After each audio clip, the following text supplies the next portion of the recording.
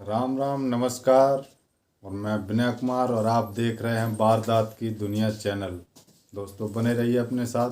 अगर अपनी वीडियो अच्छी लगे और पसंद आए तो चैनल को सब्सक्राइब करें और लाइक करें और शेयर भी करें।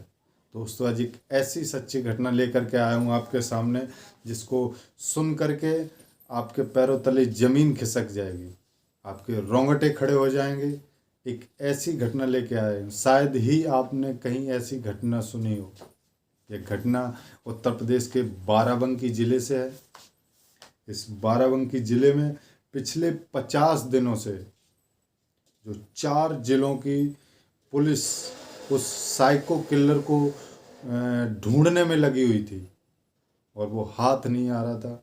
और उसने ऐसी घटनाओं को अंजाम दिया कि जिसको सुन करके आपको भी सोच में पड़ जाओगे आप भी। ये किलर इतना खतरनाक किलर था।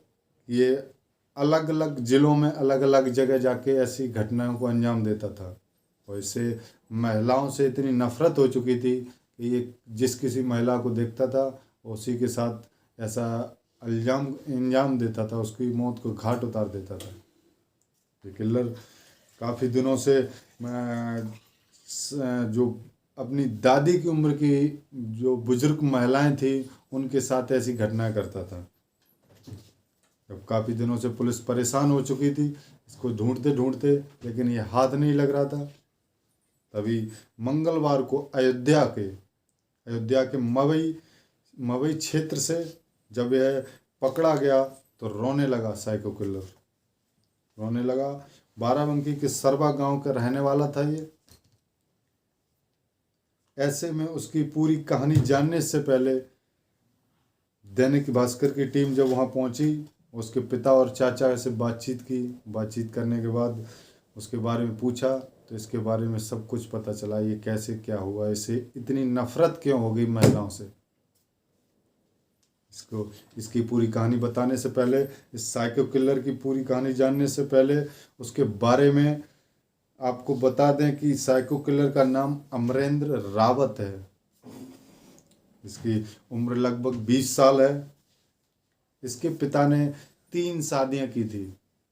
उन 3 शादियों में ये सबसे पहली पत्नी जो थी उसके पिता की, उससे ये पैदा हुआ था, उसी का बेटा था ये।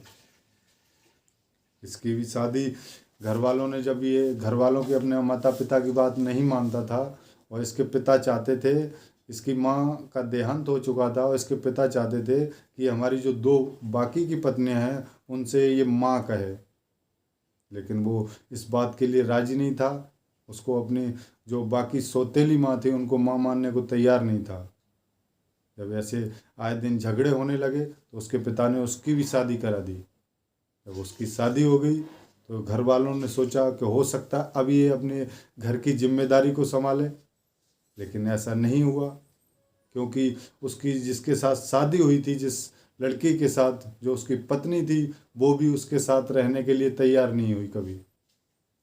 वो भी शादी होके आई, उसके बाद वापस चली गई और वापस जाने के बाद फिर वापस आई ही नहीं कभी। वो 1-2 बार तांत्रिकों के चक्कर में भी गया, अपनी बीवी को लाने के चक्कर में उनसे ताबीज़ भी बनवाया। तांत्रिकों ने कहा कि तुम उसके पास जाओगे और ये धीरे धीरे असर करने लगेगा और वो आपके पास साथ आ जाएगी, लेकिन उसकी बीवी ने उसे डांट के, वहाँ से चिल्ला के, धमका के वहाँ से भगा दिया। जब वो वापस आ गया तो उसके दिल में इतनी नफ़रत हो गई महिलाओं के प्रति कि वो अपनी दादी की उम्र की महिलाएं, क्योंकि नई महिलाओं के साथ ऐसा नहीं करता था, क्योंकि वो उनके साथ नहीं कर सकता था, जो बुजुर्ग महिलाएं थी, जो कमज़ोर थी, उनके साथ ऐसी घटनाएं करता था। तो जब काफ़ी समय हो जाता है उसके बाद ये नौकरी पे चला जाता है, गुजरात में जाता है, वहाँ नौकरी करता है कुछ महीने। वहाँ से आने के बाद ये पुलिस ने जब तीनों हत्याओं के बारे में इसके साइको किलर के जानकारी ली, जब ये हाथ नहीं लगा तो पुलिस ने इसके ऊपर 25,000 रुपये का इनाम भी रख दिया था और बोला जिस किसी व्यक्ति को इसके बारे में जानकारी मिले वो ज़रूर जानकारी दे, हमें उसको 25,000 रुपये इनाम दिया जाएगा।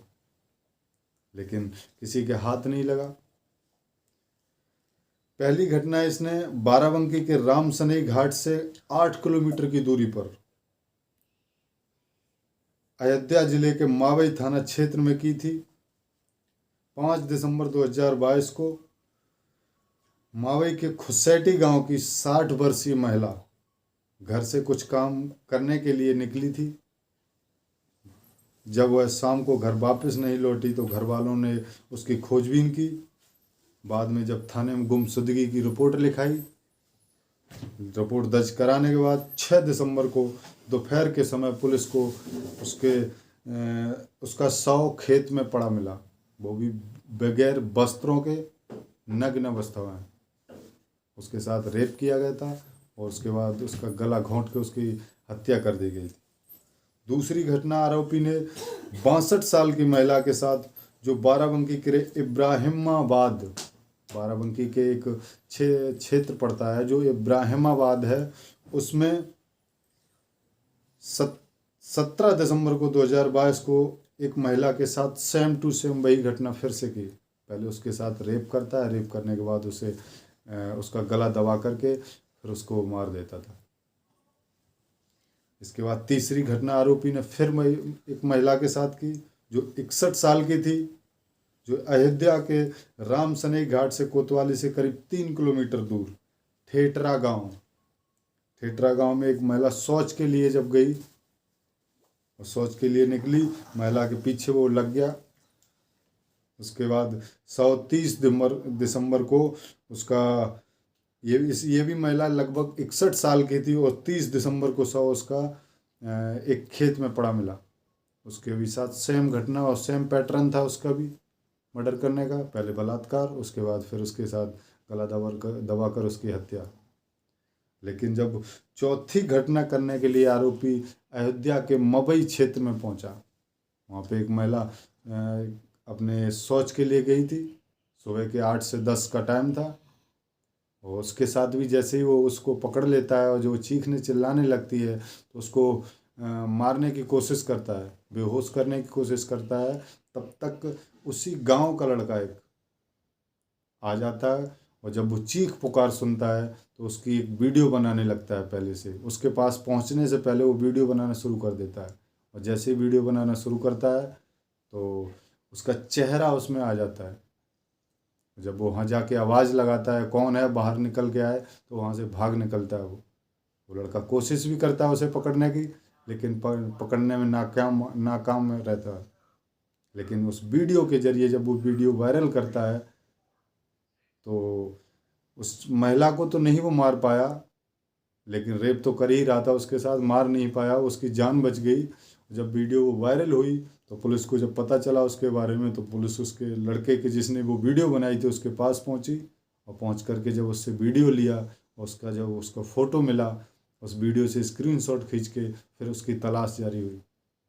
काफ़ी जगहों से वो भाग निकला था, 1-2 जगह छापेमारी की, काफ़ी जगह जब 4 जिलों की पुलिस इधर से उधर घूम रही थी और उसके 25,000 का इनाम बोल दिया था और लगभग 35 गांव में उसके पर्चे बंटवा दिए गए थे, छपवा दिए गए थे, अगर ये व्यक्ति किसी को मिले तो ज़रूर जानकारी दे। जब कई बार सूचना मिली भी, लेकिन जब तक पुलिस मौके पर पहुंची तो वहाँ से वो भाग निकलने में कामयाब हो गया। लेकिन अयोध्या के मावई गाँव में जब एक दिन वो पकड़ा गया, मंगलवार को जब पकड़ा गया तो वो आज पुलिस को गिरफ्त में है और उसे सख्ती से पूछताछ करने के बाद जब उसे पूछा गया ऐसा क्यों करता था तो कह रहा, उसने बोला कि सबसे पहले तो मेरे पिता ने 3 शादियां की, उसके बाद मेरी माँ को प्रताड़ित किया गया, जो सौतेली माँ थी उनसे रोज़ लड़ाई झगड़ा करती थी। उसके बाद मैं घर छोड़ के चला गया। घर छोड़ने के बाद जब मेरी बीवी भी नहीं आ रही थी, मैंने उससे कई बार रिक्वेस्ट की, जब वो घर नहीं आई, रहने के लिए तैयार नहीं हुई, तो मैं नौकरी करने चला गया और नौकरी करके आया। फिर मुझे दिमाग में ऐसी महिलाओं के प्रति ऐसी घृणा हो गई कि जिस किसी महिला को देखता था तो मुझे गुस्सा आता था, तो इस वजह से मैं ये सब करता था।